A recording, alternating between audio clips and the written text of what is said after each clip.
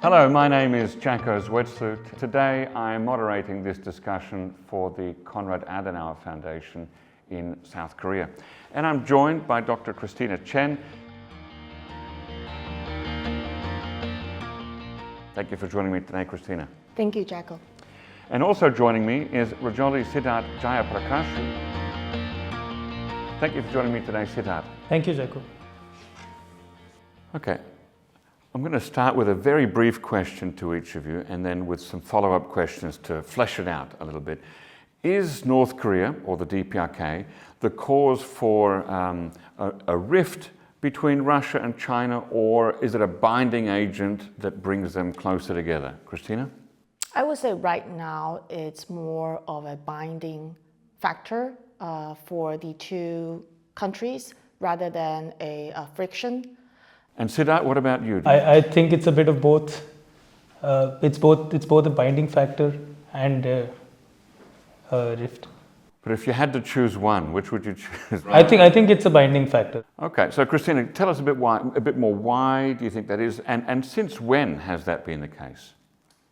2022 is the turning point for that because Russia is in the war and it heavily depends on external support because of the war and because of the sanctions that it is facing. So with DPRK formerly being more isolated, now it has come of a use to Russia. It provides weaponry, it provides even personnel to help Russia fight the war. It makes sense for the two to become closer as a result. Even though China is seen as more skeptical of the relationship, and China does not really want either side to become more stronger. However, I think China will be reluctant when it comes to this relationship. It will be pulled into this trilateral, even though reluctantly, because the common vision that they share right now, which is they are facing more and more pressure from the West. So I think the pressure from the West actually is pulling them together. So China will tolerate this North Korea, even though North Korea is known as a one that does not really listen, one that acts on its own. And thank you. I'll come back to that in a moment. Siddharth, what do you think? Why is it a binder?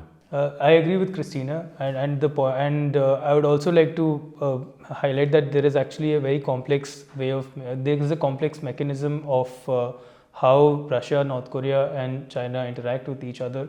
So for North Korea, having both China and Russia on its side is like having a greater deal of agency here. For Russia and China, I think Russia can really work on the modernization of North Korean military, which if we overlook the high strategic common high priority list, if you look at the big ticket military platforms, etc., if you look at the smaller modernization parts, I think China is completely okay with that.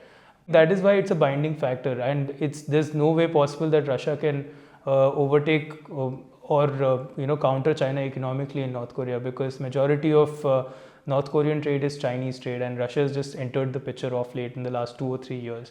There are certainly issues that China has with regard to Kursk, even though a lot of experts in China may not agree with that. But China did have a problem with Kursk because it impacts China's standing with European countries. China is an export-driven economy. So naturally, if China even tacitly consents with the trilateral or the Russia-North Korea relations, it will have to take North Korea's side, which does more harm than good for China. Christina, can you name one DPRK behavior that makes Beijing uncomfortable? I would say if the missile test, because even though the missile tests are not targeting China, but if it does more, then it invites Western sanctions and Western countermeasures. Going back to Siddharth's point, that for China, it's best to have more hedging strategy, that it will maintain some kind of flexibility when it deals with the authoritarian regimes like DPRK and the US. So if North Korea goes too far, even with missile tests, that forces China to choose, and that would erode China's ability to maneuver between the two. Even though nowadays China definitely targets the US and the West and sees the US as a rival, still there's some room that China would like to maintain some room to maneuver. For example, right now there's an agreement or a negotiation between China and the US about tariffs. So China definitely wants to maintain that flexibility when it comes to dealing with the West. If North Korea goes too far, then China would have less of a room to maneuver. Siddharth, is there any behavior that the DPRK engages in or could engage in that might make Moscow uncomfortable? I think one thing Russia would feel uncomfortable about in the DPRK-China relations is I don't think there is anything that I am aware of at this point that Russia is particularly uncomfortable in the North Korea-China relations, because North Korea itself has its issues with China, because North Korea, there's a big trust deficit basically between DPRK and China, because if you remember in 2013 there was a North Korean leader that was purged by Kim and who was said to be a Chinese spy. I think the China threat in DPRK is much bigger than the Russia threat in DPRK. If the DPRK were to vanish from the equation for 6 months, let's say maybe because of a quarantine, lockdown, or responding to a natural disaster or a harvest campaign, how would Russia-China coordination change? I don't think it would radically alter the equation between Russia and China, because the mainstay of the Russia-China relations doesn't have anything to do with DPRK. I mean, for the trilateral, yes, but for the Russia-China relations, DPRK has not really been a factor where two sides have sat on a table and discussed what must be done. I think Russia-China relations has a lot of pillars that stand by, which is the economic pillar, which is the energy pillar, which is the political pillar. So I think even if North Korea remains irrelevant for 6 months, I think Russia-China has its own set of economic issues and political issues that they will have to resolve on their own. So it sounds like then that even though you both agree that the DPRK is a kind of binding agent bringing China and Russia close together, it's not a necessary binding agent. Right. Even if it's not there for a while, no big change. Yeah, I agree. I think for the trilateral, the one that gets the most benefit out of this is DPRK. Because why is that? It was isolated and seen as the rogue, not only by the West, but I'm sure tacitly by China, and probably not Russia, but definitely by China.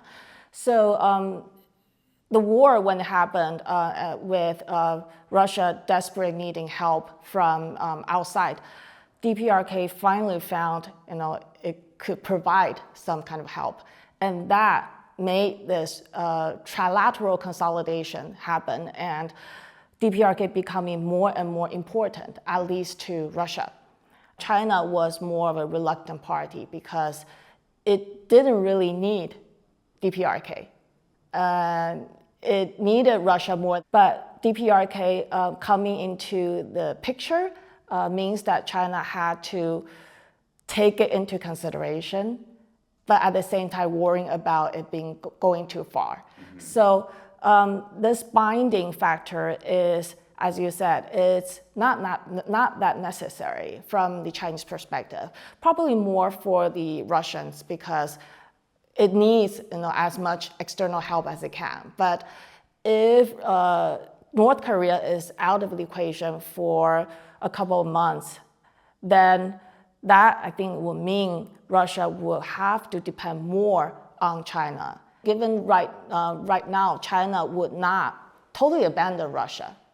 So going back to the early point, which is that leaving the DPRK out of the picture, and I agree with Star, would not really change the relationship. But if there is something to change, I'd like to add. I think it would be that the Russia-South Korea relations would improve, and the grounds for the improvement of the Russia-Japanese relations also would be there. But one key aspect missing would be that Russia's and China's influence in Northeast Asia will be impacted a little bit with the absence of North Korea, because the signaling factor will no longer be there. Thank you both very much.